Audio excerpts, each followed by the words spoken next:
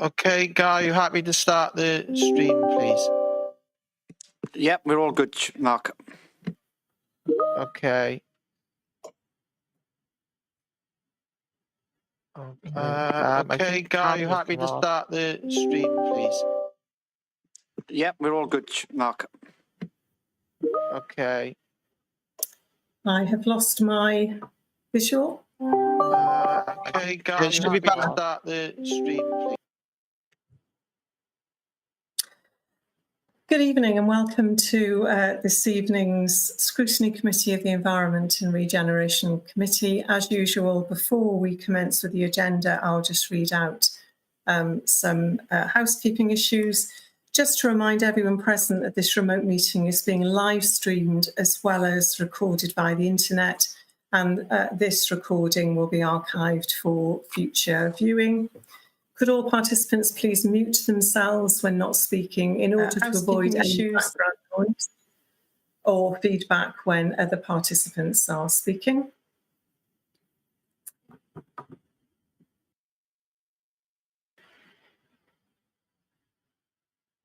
If a participant wishes to speak, can they please raise their hand using the remote raise hand function?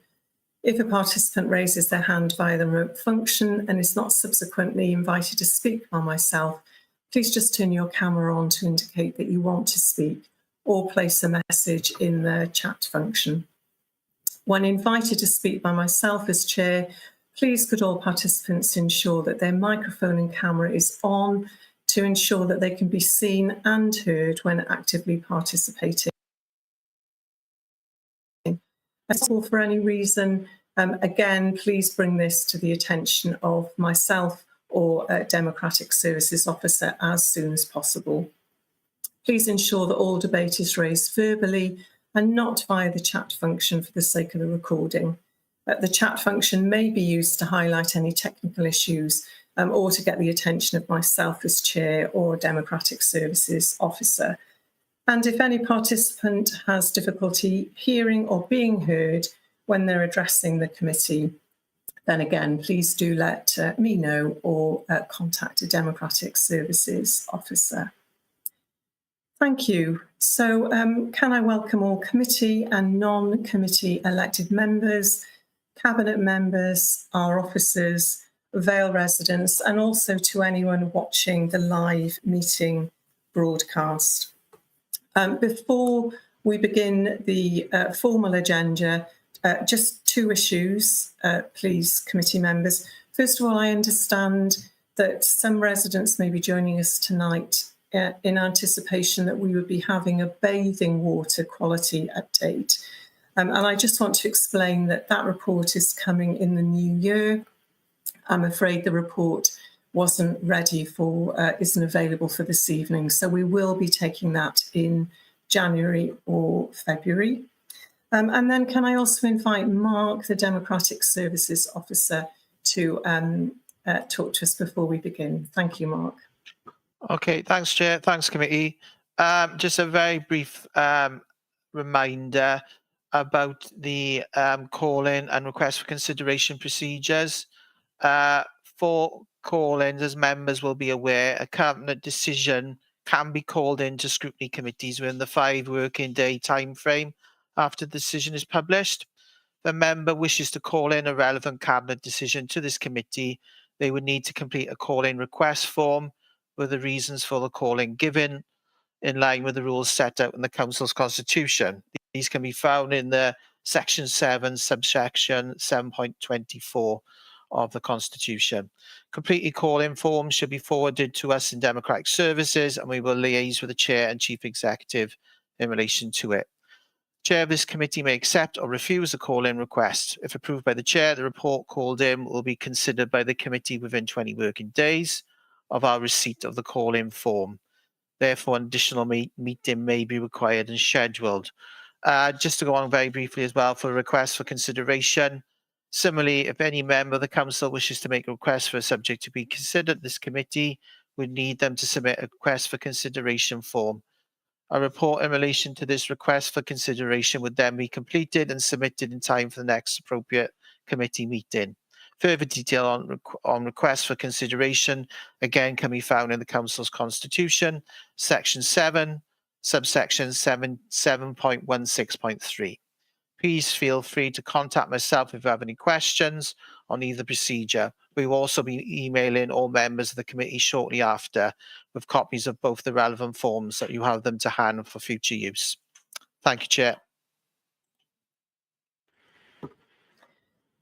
Thank you, Mark. Moving straight on to the agenda now, do we have any apologies for absence, please? I've not had anything formally through, Chair. I'm not sure if members can share any tonight. I don't see any hands, so I'll assume that there are no apologies for this evening. And then on to the minutes of the previous meeting from the 12th of November. Are members happy with those minutes, please? And if so, can I have a proposer? Councillor Champion? I propose we accept them. Thank you. Councillor Iannucci-Williams? Happy to second. Many thanks, both. And then on to declarations of interest. Are there any declarations of interest for tonight's agenda, please? No. Okay, thank you. So before we move on to agenda item 4, the committee's happy. I'd like to take agenda item 5, the Green Links Community Transport Services Update Report, first. That allows us to consider the subsequent financial reports all together, which I think makes more sense. So are there any objections to that if we take the Green Links report first? No. I see no hands. Many thanks, committee, for accommodating that. So, Councillor Cave, you're not a member of this committee, but you requested this report for consideration. So can I check, would you like to introduce the item or speak to it before I ask the officer to present the report? Councillor Cave? Hello, Chair. Yes, can you hear me? Yes, I can hear you. Thank you. Please go yes. ahead. Okay, so I just want to say thank you for allowing this to be considered by the committee. I'm happy to wait for the officer to make his report, but obviously you can discern from my calling that I believe some things have gone drastically astray with this service, and I am quite concerned about procedures going forward, so that this committee, the Scrutiny Committee that you chair and are members of, have some sort of regular update on the Green Link service, so that it can't be allowed to have an incident where there are no members in control of the service or officers in control of the service for a period of time, which is, 3 years is a long time for a service not to have an officer involved. So I'm happy to listen to what the officer has to say. Obviously, I've read his report and I'd like to ask some questions once he's given that report. So thank you, Chair.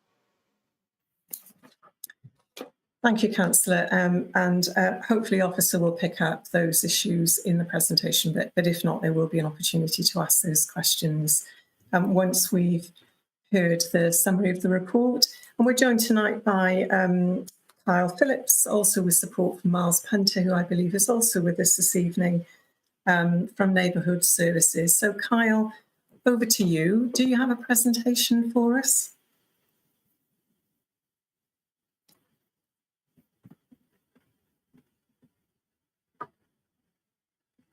Just checking if Kyle is with us. I can see that Kyle is definitely here this evening.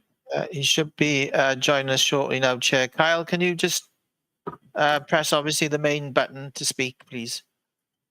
Lovely. Cheers, Kyle. Can you hear me? Welcome, Kyle. There we go.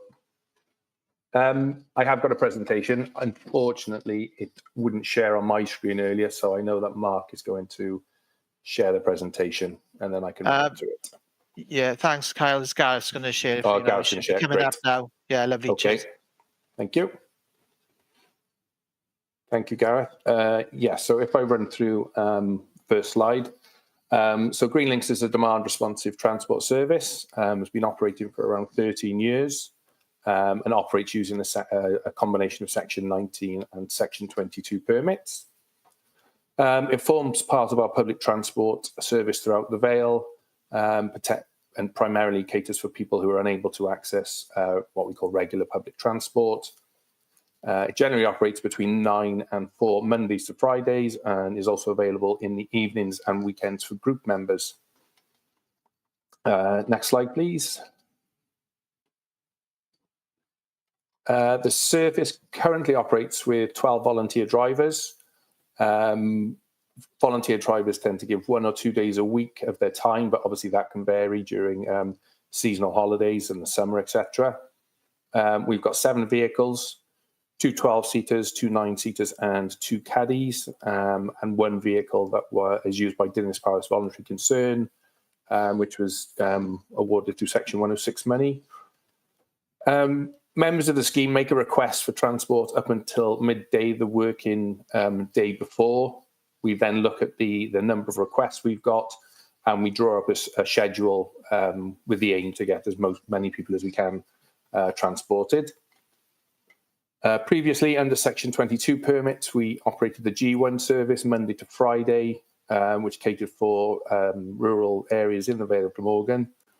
That curtailed during COVID and hasn't come back yet, but I'll talk about that a bit further down. And again, we had the G4 service, which operated 1 day a week and went into Culverhouse Cross and Cardiff from coastal villages. There are currently 2,073 individual members and 133 group members of the scheme. And since March 2023, we've had 181 new members join. And last financial year, we facilitated just under 5,000 passenger journeys. Next slide, please. So during Q1 of this financial year, 134 active members have used the service. During the first 6 months of Q1, we've accommodated just under 2,500 passenger journeys. That's a steady increase, but it's still some way off of the 10,000 we were doing prior to the pandemic. Between April and September 2024, we received 1,400 requests, and 244 we were unable to accommodate either due to lack of drivers or not being in a certain area. And we've also had, during that time, 19 group bookings for a number of groups who are members of the scheme. Next slide, please. So with regard to funding, the scheme is being funded by Section 106 at the moment. As you'll see from the information in the report, for April to September, the cost of running the scheme is just over £70,000. And through membership fees, fares, and the bus service support grant we get from Welsh Government, which is a one-off payment, we've claimed just over 56,000 of Section 106 money to run for the first 6 months. And it's forecast that we'll need about £60,000 for the second half of the 24-25 financial year. And we are looking at other potential funding options such as shared prosperity and the new bus network grant that has been made available by Welsh Government. Next slide, please. As Councillor Cade mentioned, we have had an issue with Transport Officer, someone who has solely been responsible for running the Greenlink service. That hasn't meant that nothing's been done. It's just been a case that between the team, it's just had to be managed as opposed to proactively managed. And that has left a void for a number of years. But I am pleased to say that we've now got someone in that post as of May 2024. Following that, there's been a real push for promoting the service. There's a number of social media channels we're now promoting the service on. Promoting at events. Our transport office has gone out to numerous events, particularly in the rural Vale, to try and bolster membership and driver recruitment. And there's a number of events coming up shortly that they'll be undertaking to, again, try and get more membership and more volunteer drivers. And in addition to the social media and the events, there's been stuff in newspapers and also on Bro Radio, which is a regular advertisement we've got. And we're also refreshing the Green Links leaflet, which again hasn't been done for a number of years, and that'll be coming out in the new year and going to a number of places throughout the Vale of Glamorgan. As I mentioned earlier, driver recruitment. We have increased our numbers of volunteer drivers from 6 to 12 in the past 6 months, which is a continual process, because as drivers come in, potentially other drivers leave. So we're always on the lookout for volunteer drivers. And then I don't think that'll ever end. So we're continuing with that. Payments, that was a major issue and a major flaw that happened after the pandemic. We were sending out invoices because we weren't able to take any cash. That system ran for a lot longer than it should have, and due to a few internal problems, invoices didn't go out in a timely fashion, and there were a number of quite hefty invoices that went out to passengers for the service that we provided, and they were obviously expecting, not quite expecting the amounts that they had, because it'd been over such a long period of time. We did speak to the majority of customers. We set up payment plans to make sure that they can make those payments. Yeah, and cash handling has then been reintroduced in 2024, and it is one of our missions to start taking card payments on the vehicles as well. Next slide, please.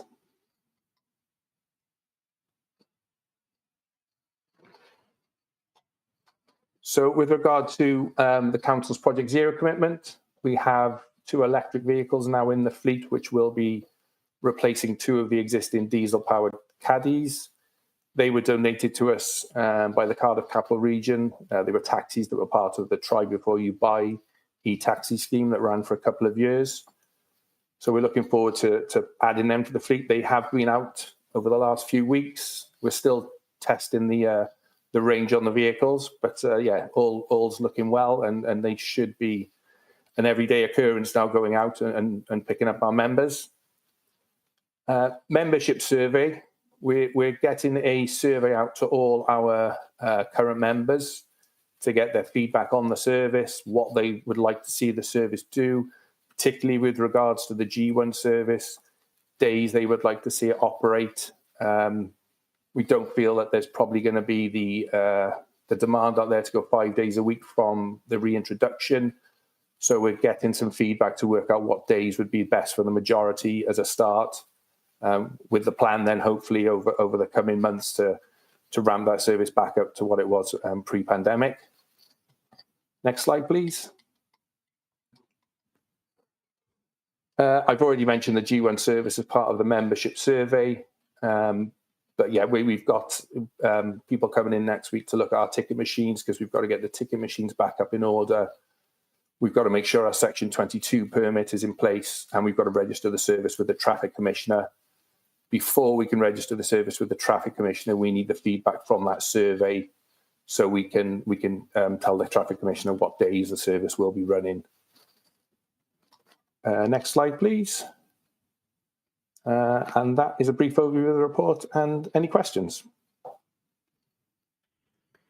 Thank you, Kyle. So really good to hear that some of those concerns that Councillor Cave was alluding to appear to have been addressed, in terms of additional drivers having been recruited, now having an officer in post, and also resolving the payments issue. So thank you for that. Committee members, I'm going to bring Councillor Cave back in first, because obviously Councillor Cave requested the report. So Councillor Cave, would you like to ask your question? Thank you. Yes, certainly. Thank you, Chair, and thank you, Carl, for the report and the presentation. I do sort of differ from your opinion here. I don't think it was properly managed at all in the time that the officer was missing from post. 3 odd years is a long time to have no one in post for this service.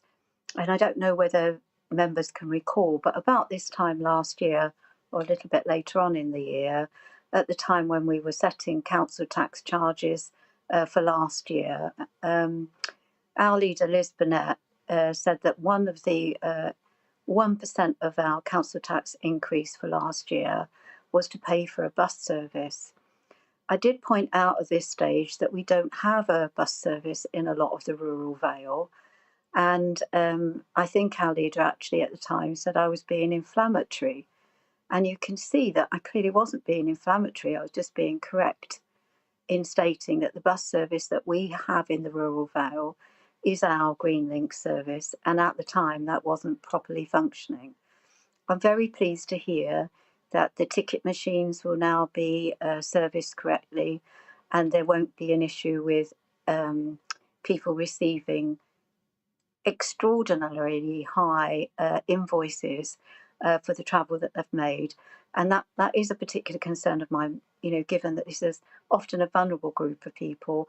I see that your, age concern was on your list of groups, and 50 plus were on your list of groups. And in the presentation, you said that it's people with physical and mental disabilities that also use the service.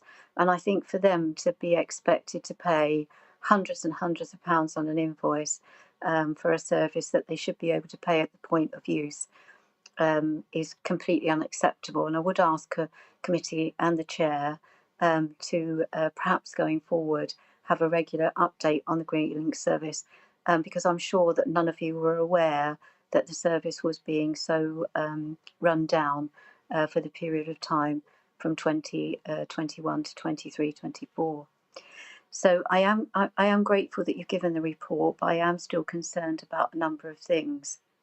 I want to know that there is going to be good oversight by the committee, and I want to know how the committee is going to monitor the service going forward. I am concerned that as a committee that you have some understanding of how needed and vital this service is to the rural Vale, because we don't have the X2 and so forth. So it's a really important service, and I'm pleased that you're looking at other areas of funding to make sure the service can go forward in a good way. The other thing that I am concerned is that I have had reports recently that even though the booking service now is much improved, because why there wasn't someone in post, as my understanding was that people would ring up and they wouldn't get their messages answered, but that has changed. They can ring up now and book the service in a better way than before, but I am still told that they're left in doubt as to whether the bus will actually collect them or not, and they often don't know whether they're going to be able to make their journey until they actually see the bus arrive. And for me, that really isn't satisfactory. So I do wonder what you can do to make sure that people are guaranteed in some way that the service will be could be used by them. So thank you, Chair. Thank you, Councillor Cave. Just to reassure you, this committee receives regular reports providing us with updates on the situation regarding buses. We received a report last month, and it was originally expected that that report would include an update on Greenlinks, and unfortunately it wasn't possible to pull the information together in time for that scrutiny committee, which is why we're receiving it tonight. But going forward, when we have regular updates on buses in general in the Vale, that will include an update on what's happening with Greenlink. So I hope that that reassures you, Councillor. And because you've made specific reference to the leader, and I can see that the leader has joined us tonight, I think it's probably helpful if I invite the leader to come in at this point, and then I'll bring committee members and non-committee members in. So Councillor Burnett, please. Good evening. I'm sorry that my camera's playing up. I just wanted to clarify, actually, in the budget last year, we talked about £480,000, which is 0.5%, which we added on to the budget proposal so that people could remove it if they so wished, but nobody chose to do that. So it's not 1%, it's 0.5%. That was for public transport. Green Links is funded through a separate process, and only if the Green Links services actually have a scanner on them do they go through the bus support grant.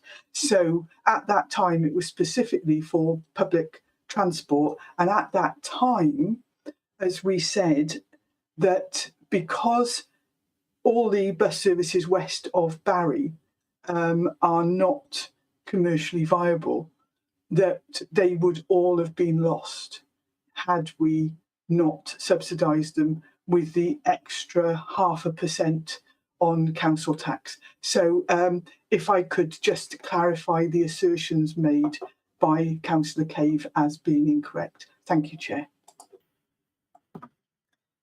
Thank you, Leader. And before I go on to committee members, Kyle, do you want to come back in and respond to any of Councillor's comments? Thank you, Kyle. No problem. Yeah, specifically the one regarding calls and people not knowing whether they are going to get transport or not. Everyone is called or should be called. The first people we call are the people who we're not going to provide transport for, to let them know they're not getting transport, and then we call the people who we are going to be providing transport for. So if there are any issues out there, if Councillor Cave can just let me know directly who the people are, I can obviously chase that up with the team, because if that's not happening, it does need to be happening. So I'll make sure that does get sorted. Thank you, Chair. Thank you, Kyle. Councillor Prothero, please. Thank you, Chair, and thank you, Kyle, for your presentation. You promised it to us at the last meeting, and I'm pleased that you've delivered it. My question really is to do with the volunteers. I know that's partly the reason why we haven't had a G1 service for some time, and that you are now still actively recruiting for volunteers. In the rural Vale, which, as you know, is my ward, we survive on our volunteers. They're the backbone of our community, and because of that, I'm pretty sure we would be very, very happy to host you in your recruitment campaign.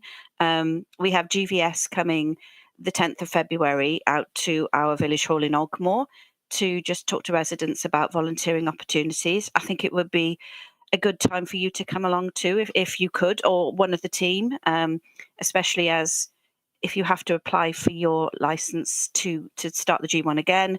I know that's going to take you, a couple of months. So February would probably be a good time for that to happen. And thanks again. We're looking forward to the G1. As I said, we're standing by, ready to do whatever we can to make sure it's a success and all of our rural residents get to hear about its resurrection. So thank you ever so much again. Thank you, Councillor. Kyle, if I can just add a question onto the back of Councillor Prothero's invitation. In terms of the continuous process for recruiting drivers and volunteers, how would members of the public contact us if they're interested in finding out more about volunteering opportunities? Thank you, Kyle. So I thank you, Chair. I mentioned in the report we're just doing a rebranded leaflet that's got our contact details on there. We've got our 0800 number, an email address. I can share them with the committee. I can send an email out afterwards, so you've got those. But yeah, if I can just add on to that, Councillor Prothero's offer, yes, 100%. Either myself or our new transport officer, Emma, who's dealing with Green Links, will definitely come out and join you on that date. Thank you, Kyle. Councillor Champion, please.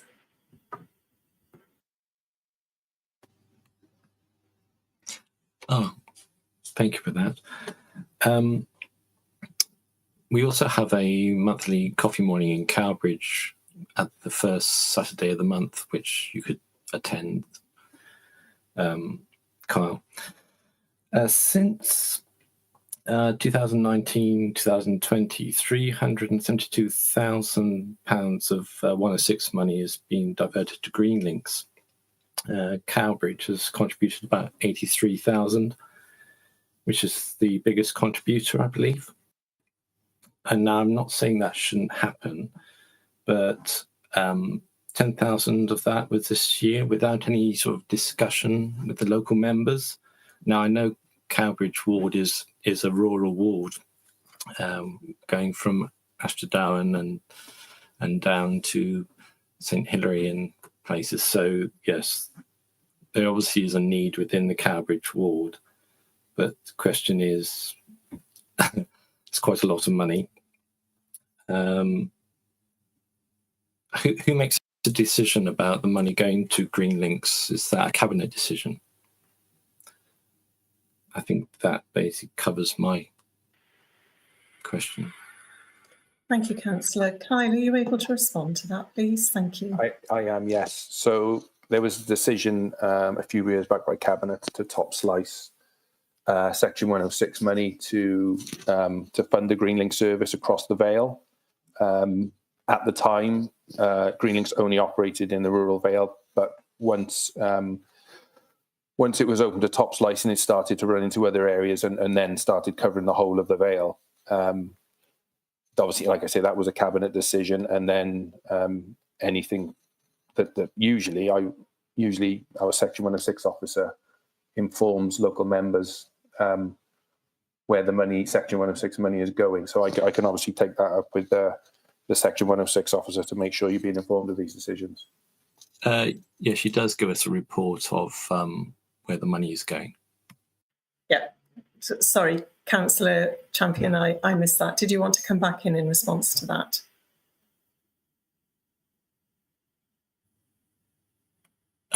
Sorry, yes, just to say that we do get... I think we've lost you, Councillor Champion. Yeah, back again. Don't know what's going on. Yes, we do get notification of Section 106 money, but it's sort of after the event. That's the point, I guess.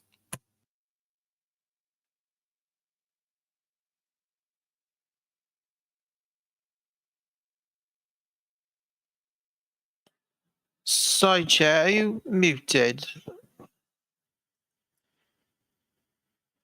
I'm back, I think. Yeah. So, Yes, Chair. yeah, thank you. Just in response to Councillor Champion's query, Kyle, can you confirm that you'll take that back and have a conversation with the Section 106 officer? I certainly get notification as a councillor in advance of Section 106 spend if there's a proposal about spending in my ward. So I'm surprised to hear that's if that isn't the case everywhere else. Yeah. I will raise that, Chair, yes, and I've just on the back of Councillor Champion's comment about the Saturday coffee morning again, I'll contact him outside of this meeting, and yes, someone will attend. Thank you, Kyle. Invitations are plenty. I hope that addresses your concern, Councillor Champion. Councillor Franks, thank you for your patience. Would you like to come in now? Thank you, committee. There's been mention of the work with Dinas Powys Voluntary Concern in provision of community transport. I think it would be very prudent of me to declare that I'm a trustee of Dinas Powys Voluntary Concern, although I have dispensation to speak but not vote. All I really want to add is, as far as I'm aware, Dinas Powys Voluntary Concern has got a very good relationship with Green Links and the staff. Arranging such transport matters is very, very complex and can be quite labour intensive, and it's quite a skill job. But suffice to say that we work well with the officers and Green Links, and we value the relationship. Thank you, Chair. Thank you, Councillor. I don't see any other hands, so I don't think there are any other committee members wanting to speak on this issue. So just if I can just summarise, I think there were some actions that officers have kindly agreed to in response to committee questions. So there are a number of invitations which Kyle, either yourself or a member of your team will hopefully be able to take up to provide residents, particularly in the rural Vale, with an update on the service and also make them aware of opportunities for volunteering. You're going to speak to the Section 106 officer just to clarify Councillor Champion's query regarding allocation of funding. And I've already assured Councillor Cave that when we receive, as this committee does on a regular basis, updates on the bus service, then that will always include an update on the Green Links service. So I hope that's captured everything in tonight's discussion. Just remains for me to say thank you very much, Kyle, for joining us and for your time. You're very welcome to remain with us for the rest of the committee meeting, but equally do feel free to leave if you'd like to. Thank you. Mark. Sorry, Chair, just very quickly, in terms of, are there any sort of formal recommendations, or do you want what you've summarised now? So just, if committee are happy to note the report then? Yes, indeed, yes, I was just moving on to that, thank you. Yeah, so I move that we note the report. Can I have a seconder for that, please? Councillor Prothero? Happy to second. I can see your hand. Do come in. Or Councillor Drake, if you're able to. Happy to second. Thank you very much, Councillor. Thank you.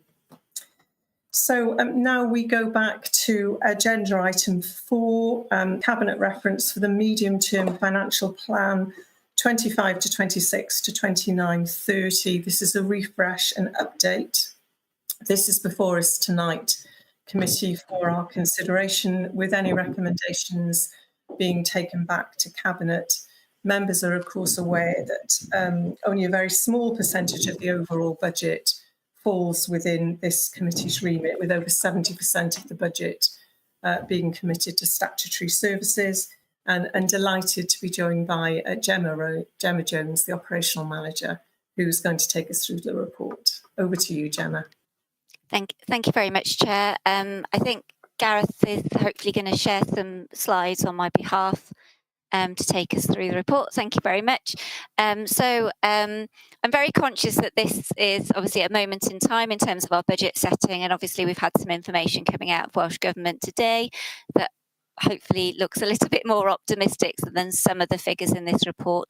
There certainly will, on the face of the information coming out of Welsh Government, still be a shortfall that the Council will need to address. So I suppose it's important that we understand the underlying information in the report. But I will go through the slides quite quickly. I'll try and draw out the information that's pertinent to this scrutiny committee.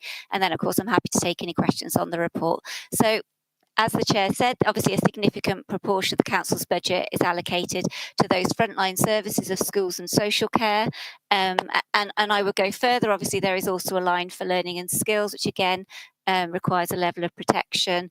And school transport is shown further down with 2% of the budget. I would also point out things like the fire levy, which is around 3% of the Council's budget, and again, outside the Council's control. So in terms of some of the service areas we're talking about for this scrutiny committee, relatively low levels of the budget, the overall budget. So 2% of the budget, for instance, for highways, and 3% for waste and recycling. Okay, thank you. Next slide, please. So in terms of the strategy and the position that we're in terms of the planning cycle for the budget, a report came back in July that set out very much a rolled forward medium-term financial plan to kickstart the budget process. And over the summer, directorates worked hard to pull together a detailed list of updated cost pressures, taking into account some of the pressures that they were seeing in year, as well as those kind of year-on-year pressures that we see in the budget. We've had all of the first round of budget working groups when this initial report was prepared for Cabinet, and that very much focused on what where the service areas spent their money, what opportunities there were for benchmarking, things like income and expenditure against other councils, any best practice that we needed to consider, opportunities for reshaping and going through those cost pressures line by line. An important part of our budget setting every year is that refinement of cost pressures, because clearly the council is unlikely to have enough funding to fund over £30 million of cost pressures. That's a really important part of us balancing the budget, and that has taken place and is reported as part of this report. Once we have the settlement, the full detail of the settlement, obviously we'll be working through that over the next week. We'll be going back to look at some of the reshaping proposals that have come forward as part of budget working groups too, and may need to go back and have a further look at cost pressures, but that will all come back to scrutiny committees following Cabinet in January for review and scrutiny, as well as going out to public consultation with a view to setting council tax and the underlying budgets by the 11th of March, which is the statutory deadline. If we go on to the next slide, please. So in terms of the UK government, which is covered within this report, obviously some significant funding was allocated for health, social care and schools. We have seen that increase in NI, which does have an impact on the wider council business. In terms of consequentials for Wales, 1.7 billion, and some of that relates to costs in 24-25, primarily pay associated pressures, and then additional funding then for 25-26.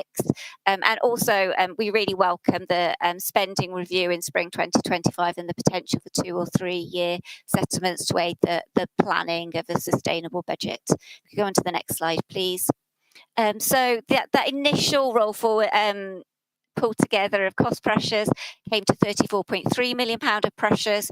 A significant part of that was pay awards, but also those pressures that we're seeing in this year's monitoring position in terms of additional learning needs and social care. Relevant to this scrutiny committee, obviously, significant pressures in respect of highways maintenance, and there are also pressures submitted around things like waste, contractual pressures, pressures around some of the obligations we have around drainage and asset maintenance relating to the assets associated with this service area. So this medium-term financial plan assumed a 1% increase in Welsh Government grant, which was around £2 million, and council tax modelled at just below 4%, which was £1 million. So that gave us a budget gap of 26 million. So moving on to the next slide, please. So as I say, and that's shown on this slide. So you can see the majority of those pressures are related to inflationary pay and inflationary costs and pressure. If we go on to the next slide, please, Gareth. So so I talked about this slightly before in terms of a review of cost pressures and attempting to, in the context of the significant deficits that schools are reporting in year, meet those pay awards, because that's, you know, something that's globally been an issue for schools. Some additional funding in learning and skills around out-of-county placements, an attempt to kind of right-size the budget in children's social care and adult social care, but also looking at some additional growth for those external provider costs. Onto the next slide, please. So relevant to this scrutiny committee, some additional funding for roads maintenance, and then obviously an overlap with learning and skills, but some funding for school transport as well, but no additional funding for place, although the cost pressures submitted by that area were relatively modest. Go on to the next slide, please. So that's what all those numbers looks like, taking into the shortfall. So you can see a shortfall of £14.8 million. There is some changes in terms of use of smoothing reserves, and predominantly relates to stepping down some of the energy pressures we've seen in the council budget over the last couple of years, and stepping down some of that homelessness support as we see the rapid rehousing policy take effect. On to the next slide, please. So an impact of shortfall of just short of 15 million. And obviously, if we, factor in potentially a more favourable settlement, circa 4%, then that shaves 6 million off that that shortfall. So obviously, clearly a shortfall that we'll need to take forward. Some of the things that we might need to consider is a further review of cost pressures, a consideration of council tax in the context of other local authorities as well, and some consideration around a reshapings programme to help mitigate that shortfall. And if we could go on to the next slide, please.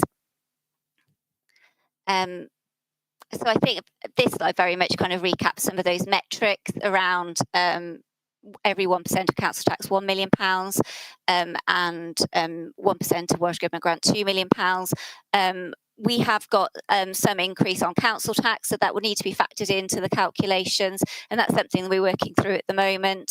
But there will be an adjustment in the Welsh Government settlement to take account of those increase in council tax base figures. Okay, on to the next slide, please. So the reshaping prospectus came to before Cabinet in October, and as much as possible we'd like the savings that come forward to be in the reshaping space. Clearly it's not always possible given the relatively short timelines that we have for budget setting, but really consideration of the kind of council we'd need to be by 2030. And that target operating model. There are obviously some real opportunities for digital and also service transformation in that space, but also making sure that we build on strengthening communities and economic resilience as well. And on to the next slide.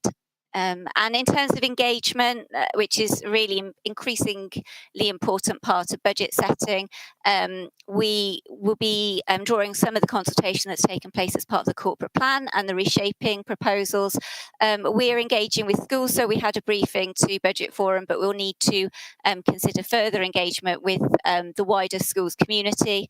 We'll be drawing on some of the information that was put forward as part of the Life in the Vale consultation last year, because I think that's still valid, but also we'll be taking the budget out for consultation following that Cabinet meeting in January for 4 weeks, and considering how we can help people to engage more in that consultation as well. On to the next slide, please. So this just summarises our next steps, really. So we have the kind of refresh in front of us. Obviously really crucial that we work through the detail of the settlement this week, and we'll be taking that back to our senior leadership team on Friday, trying to bring all of those strands of the budget together. And we'll be looking to bring that budget for consultation to Cabinet just after Christmas in 16th of January, and then going through that consultation where we'll be coming back to all the scrutiny committees for comment. And before you at that point will be things like the fees and charges as well, consideration of what reserves will look like, and the detail of the kind of savings and reshaping proposals that we'll be bringing forward, with a view to bringing the draft budget to Cabinet on the 27th of February and Council on the 10th of March. So thank you very much for bearing with me. I'm conscious some of you have seen those slides before. I'm happy to take any questions on the budget. Thank you, Gemma. Any questions or comments for Gemma in relation to that, please? Councillor Champion. I noticed in your slides it said about Escolderi and altering the demographics. Could you, and I know that's not part of this committee, but could you just quickly enlighten me on what that means? Yeah, absolutely. So I think, would you like me to reply via email, Councillor Champion, if it's not pertinent to this? I was just going to say, I suspect that's for another committee. So if you're able to do that, Gemma, that would be really helpful. Okay. Thank you. Thank you. Any other questions? I just have one, which I suspect might be for Miles if he's on the call, actually. So we've all seen the teams out and about following the extraordinary storm that we experienced over the weekend. And I'm just interested to know, in terms of the remit of this committee, how are the financial consequences of that response dealt with? Is that about putting additional pressure on operational budgets, or is there some contingency within the council's financial planning for events like that? So I'm going to assume that that's directed at Miles. Yeah, thank you, Miles. Thank you, Chair. Yeah, we have a bad weather reserve, but we would only use it if we find that at the end of the year we need to use it. So other than that, we would try to cover it from existing budgets. So we were fortunate on the weekend because we already had staff on winter maintenance duties on standby, and it wasn't they were not going to be called for winter maintenance duties because it wasn't that cold. So we largely used those staff who were already on standby. So we help control the costs in that way. But we do have a severe weather reserve, and we would only use that, as I say, if we get to the end of the year and we need it. But at the moment, that's not the case. And long may it stay above freezing point, Chair. Thank you, Miles. Sorry to spring that question on you, but it's also an opportunity just to say, you know, we've all seen the teams out and about, and they've been doing a great job, working really hard to make sure that all sorts of issues across the Vale are being addressed in a really speedy manner. So please do pass on our thanks to them. I don't see any other hands in relation to this agenda item, so I move we note the report. Can I have a seconder for that, please? Councillor Prothero? Thank you very much, Councillor. So now we move on to agenda item 6, which is this report concerns capital monitoring for the period the 1st of April to the 30th of September 2024. And this report is before us again for consideration and noting. Over to you, Gemma. Thank you. Thank you very much, Chair. So this is the capital position to the end of September, so for Q2. And I think when I brought the Q1 report, I kind of mentioned that the budget was quite high and we potentially would be expecting some slippage as part of Q2 monitoring. And I think, you know, 46 million pound of slippage requests in this report, but hopefully that leaves us with a slightly more deliverable programme of around 90 million in year. So Appendix 1 of this report details some of the financial progress on the capital programme by scheme, and Appendix 2 sets out some of those changes by directorate. We do have continuing pressure around some of those inflationary costs in the programme, and that can cause delay. And we will be monitoring those schemes closely throughout the year to identify any overspends and slippage. In terms of within this report relevant to this scrutiny committee, in terms of additions and environments, we had the inclusion of a grant for the vehicle replacement programme, and that's following the submission of an application to the Welsh Government Energy Service. And that grant represents the difference between the cost of a diesel vehicle and an electric vehicle. And we also have environment from the circular economy budget to a fleet parking budget line. In terms of slippage, we have slippage for a reprofile for the Dinas Powys flood resilience scheme. We have some slippage requested for Penarth Marina landslip, and that's to enable progression of the procurement for what is a very complex scheme. But we also have an additional funding request as part of the budget work for the capital programme for 25-26. Some work around retaining wall for Windsor Road, which is related to trying to identify the location of a water pipe.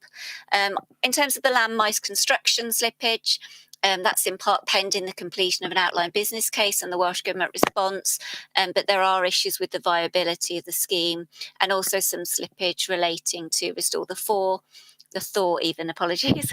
The report also sets out a number of delegated authorities that have been approved for Section 106.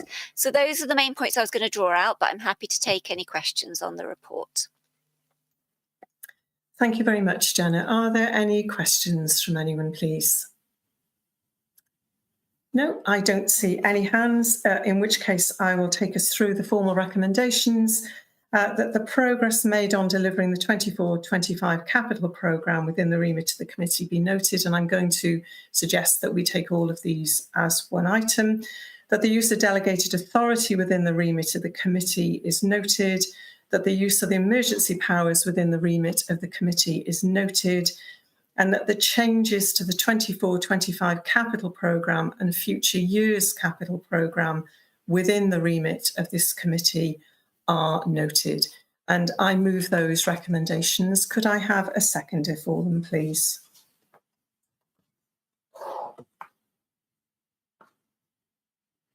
Councillor Ian Williams. Happy to second. Many thanks, Councillor. Thank you. And so we move on to the final financial report for the evening, Q2 Revenue Monitoring 24-25 report. Again, this is before committee for our consideration and to note. And Gemma, it's over to you again, please. Thank you.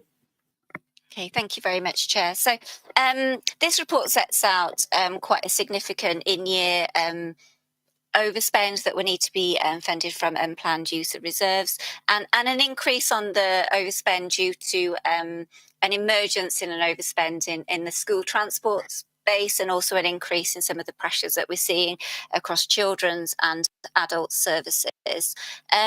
We are seeing some continued pressure across schools, additional learning needs, highways maintenance.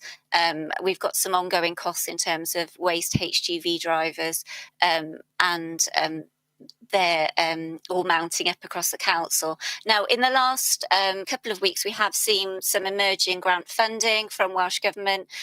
So it's intended that, because that will have quite a significant impact on the planned overspend, and the Q3 monitoring isn't due for some time, that we will bring a supplementary report to Cabinet just before Christmas that will update the Q2 monitoring position for that additional funding. So some funding relating to pay that will see an impact across these figures. In terms of some of the pressures relevant to this scrutiny committee, first of all, I should note that there is a small virement from the centrally held energy pot across into the neighbourhood services budget line for energy costs in year.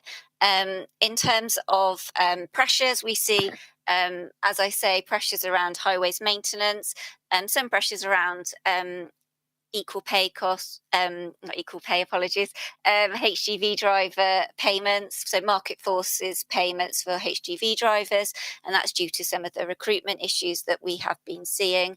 That is mitigated in the waste space slightly because of income from recycling in year, so that's quite promising, and hopefully there'll be further benefit from the additional grant funding as well, that will see an improved position.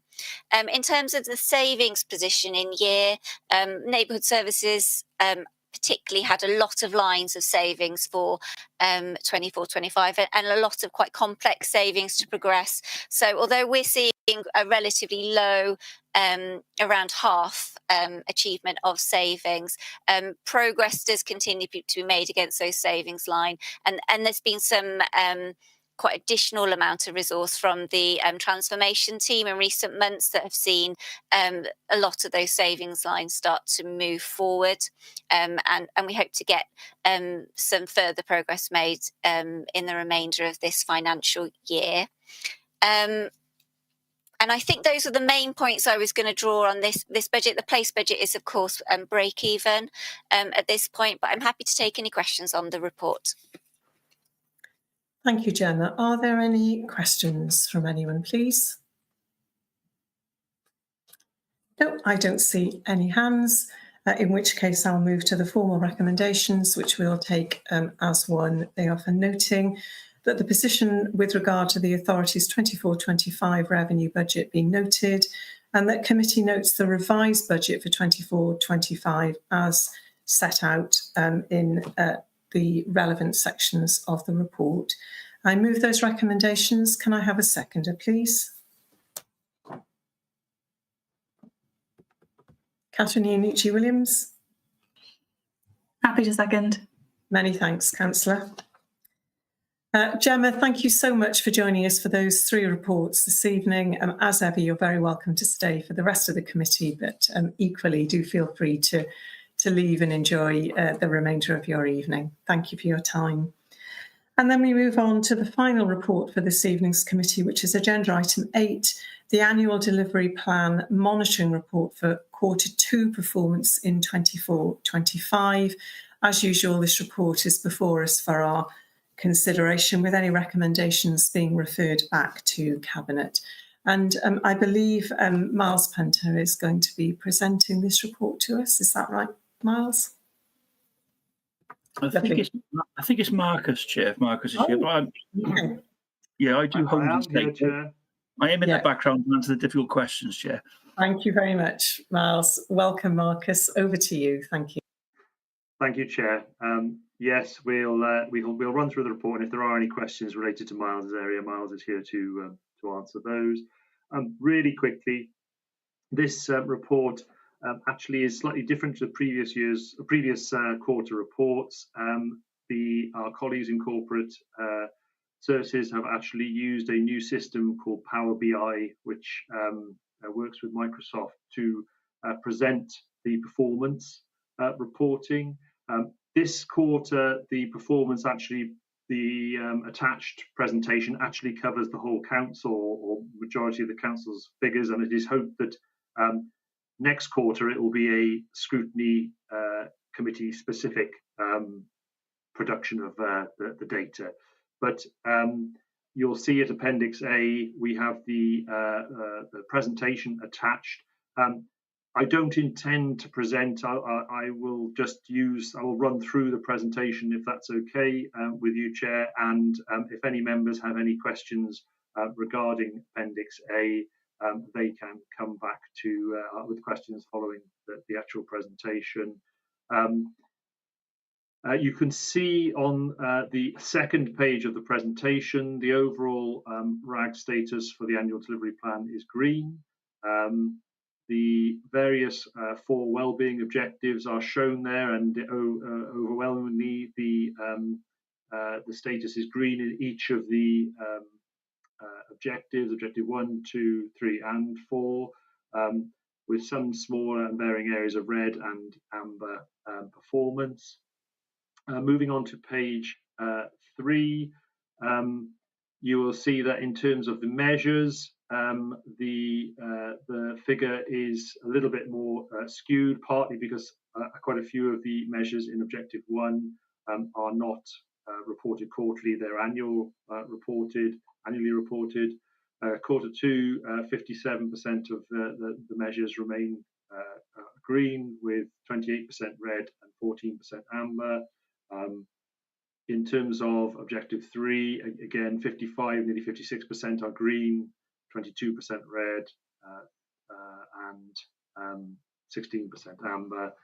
And then finally, in Objective 4, 57% or just over is green, with 14% red, and the remainder being annually reported figures.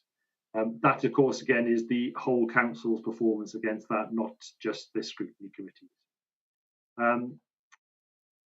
Picking through the exceptions, I've tried to pick out, or I should try and pick out those which are relevant to this scrutiny committee. In terms of service plan actions, first is NSAO 09, which is implementing moving traffic offences for the council, and that is shown as being slipped and is awaiting a report to Cabinet. That was in the actions section. In the measures section, there is reference to the number of journeys undertaken on the Greenlink service, which is currently below target, shown as red, and also the number of members who've used the community transport service over the year. Again, that is below the target and shown as red, but obviously we have had the presentation earlier in this committee, which dealt with the Greenlink service. In terms of other exceptions under objective, those are under Objective 1. In terms of exceptions under Objective 2, the relevant figure there is in respect of measures and is for the percentage of listed building applications determined within 8 weeks, subject to planning performance agreement or extension of time. That remains below our target of 85%. Largely because of the fact we still have not got delegation to the council back from CADU, Welsh Historic Monuments. Unfortunately, all decisions have to be agreed by CADU before we can issue the notices, even if we do determine them within the 8-week timescale, and that actually takes considerably longer than 8 weeks. We are still hopeful that we will be receiving the delegation back in due course. It is quite a long process, and we obviously had to give that back when our last conservation officer left us. We now obviously have a conservation officer in post and have had for some time, but CADU have a process themselves to go through to give the delegation back. So that hasn't happened yet. And then in terms of objective 3, I think the majority of those measures that are highlighted there are not for this committee. And finally, objective 4, well-being, objective 4, the actions. The last one is delivering sustainable alternatives to sewage treatment for residents at Marcross, Channel View and Croft John, Penmark. And that is subject to ongoing considerations and restraints due to viability. In terms of the what we've achieved section of the report, which is actually page 8, there are a number of areas there. In objective 1, I won't go through all of them, but we've introduced new in-cab technology for the green waste subscription service, which has enhanced the efficiency of the service by linking online subscriptions directly to collection. Placemaking consultants have been appointed for all 4 towns, and we are having consultation with stakeholders on amendments to the affordable housing supplementary planning guidance using social media as well as more traditional methods. In terms of objective 2, supporting learning, employment and sustainable growth, we've launched the Cowbridge Town Centre loan scheme to support businesses in Cowbridge. Excuse me. We are funding for the Shared Prosperity Business Grants has now been fully committed, and we're working with successful applicants on progressing their claims. The Commercial Improvement Grant Scheme and Bursary Scheme continue to receive regular applications from businesses. 96.4% of householder planning applications were determined within the statutory figure of 8 weeks, and or subject to a planning performance agreement or extension of time. And we've continued to work with Learning and Skills Directorate to identify educational needs through a proposed replacement local development plan. Under objective 3, supporting people at home, we've continued to increase the supply of good quality, accessible, affordable housing. And during the quarter, 20 out of 68 dwellings approved were affordable. The Creative Communities team continues to support community groups and third sector organisations through grants provided by the Shared Prosperity Fund. The Council House Building Programme remains on track to be completed by 31st of March 2025. And the Creative Communities team have helped progress 55 homeowner applications for the Eco4 Flex scheme of Ofgem. Under Objective 4, respect, enhance and enjoy our environment, the draft local area energy plan has been approved by Cabinet. The biodiversity enhancements and green infrastructure assessments remain a priority and are being secured on all developments through the planning process. The Shared Prosperity Fund has funded sustainable transport projects across the Vale, including the Green Links Community Transport, Youth Bus, e-bikes for carers scheme, and the bikes feasibility study. The preferred strategy initial consultation report was endorsed by Council in quarter 2, with agreement the preferred strategy for the replacement local development plan will form the basis of the deposit plan work. And Section 106 investment continues in many areas, including the Mirchfield Courts Public Open Space Art Scheme, and 4 tenders have been received and are currently being evaluated for that. And a contractor has been appointed for the new play area at Celtic Way in Roos, and is due to commence in October. In terms of the areas improvement and the service plan, under Objective 1, work for our communities, increasing passenger journeys on the Green Link service is important, and currently performance stands at 1,326, which is below the target. Likewise, the numbers using the community service is 99, which is below the 150 target. In terms of Objective 2, in quarter 2, 43% of listed buildings were determined within 8 weeks, and I explained that that is progressing towards the council getting delegation back from CADU. In terms of Objective 3, all actions were currently on track, and in terms of Objective 4, we continue to deliver and embed circular economy activities through a range of community and development projects via external grants. But however, the changes, including the inability of the third sector partner agency to source a suitable high street location, meant that the funding couldn't be claimed and the project is on hold. Emerging areas under Objective 1, working for our communities. We are progressing work on a cloud-based system that will provide agile working and support staff. We are progressing the Western Gateway scheme in Barry, which remains a strategic development priority. We are progressing working with GVS and the third sector and social enterprises to identify funding opportunities for the delivery of shared local priorities. We're taking forward opportunities and identify and build volunteers' capacity to support delivery of council services in relation to waste, community transport and leisure services, and the planning service to facilitate local in-person placemaking sessions relating to key sites promoted in the replacement development plan. In Objective 2, supporting learning, employment and sustainable growth, we're progressing work to deliver the Barry Making Waves placemaking plan and a new Barry Town Board, which is pending funding confirmation from UK government. That has now been confirmed. We're facilitating major schemes that have economic benefit for the Vale of Glamorgan, including the new college at Hood Road in Barry, waterfront, which was approved by Council on the 6th of September 24, and an application for an advanced technical college near Cardiff Airport, which was reported to the committee on the 17th of October. And the Economic Development team are involved in organising an apprenticeship fair for apprenticeships in the week of February 2025 involving businesses. And they're also working with Cardiff Vale College to create an employer-led Wales Skills Steering Group and Future First Careers Wales to drum up engagement within schools. Under Objective 3, we're working collaboratively to increase the supply of good quality, accessible and affordable housing, supporting the delivery of temporary accommodation in line with identified needs through the planning process. And the PSB have agreed to deliver an action plan following the findings of the first year of the LSOA project work with the 3 most deprived communities in the Vale.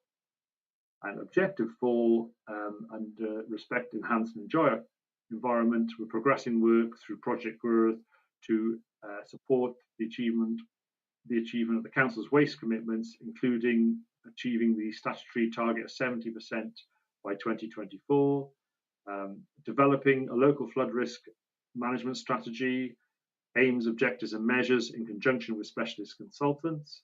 We're progressing work with passenger transport operators and the city region to deliver an improved bus service and infrastructure provision, and ongoing work with Spring Design regarding a net zero homes policy for inclusion in the replacement local development plan.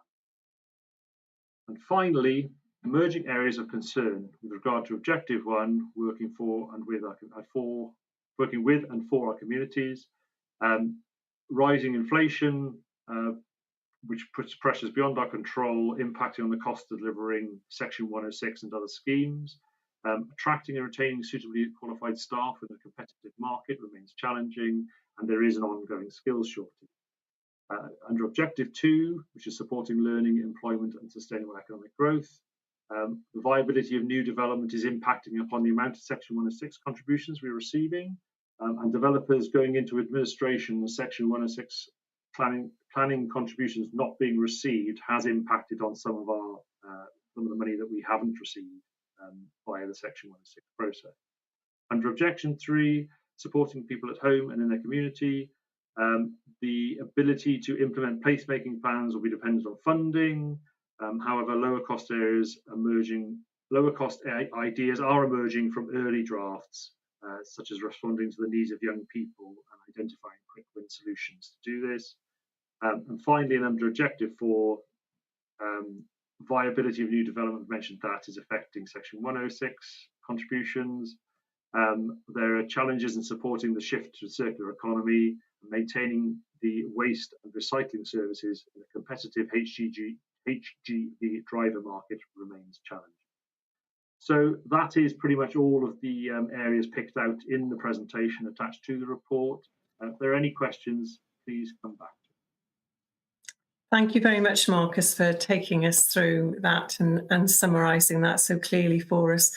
Councillor Hooper, please. Thank you, Chair. Thank you, Mark. It's just a question of clarification, and I think either of you might be able to answer this. The local area energy plan, will this committee get sight of that plan? I note that it's gone through Cabinet. Thank you. Marcus, are you able to comment on that, please? I am, Chair. The intention is to bring it back to the Scrutiny Committee. We're currently, due to the financial position of the Council, looking at how we would implement that plan. So when we've got some clarity on that, we hope to bring that back before this Scrutiny Committee.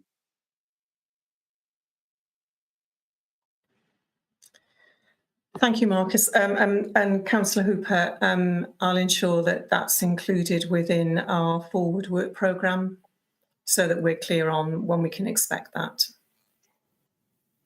Sorry, Chair, can I just come back in? Of course.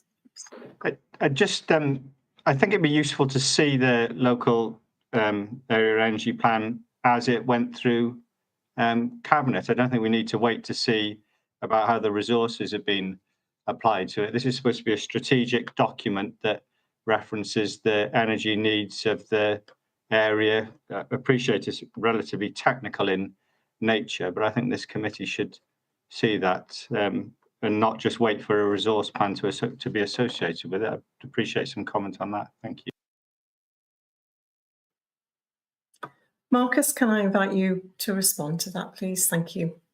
Certainly. I think the issue really is that while the document itself has been agreed, there are a number of actions within that document which we need to decide how and which parts of the council will implement them. And I think that's the reason why it hasn't yet come back to this committee. There are areas within it, obviously, which do sit within the remit of this committee, but there are a lot of areas which don't sit within the remit of this committee. So we need to decide which parts, if you like, are relevant to it, how they will be resourced, and how we intend to take that forward. So while the local area energy plan does, as I say, have some elements which are relevant to this scrutiny committee, there are considerable elements to it which aren't also relevant to it. So we need to break that up and decide how that's going to be delivered, essentially. Thank you, Marcus. Any other questions from anyone else, please? No, I don't see any hands. So I'm going to take us to the recommendations. So I think one recommendation for officers, given your confirmation, Marcus, that a report regarding the local energy plan should come before this scrutiny committee in the new year. So can I have, if I move that recommendation, can I have a seconder for that, please? Councillor Hooper?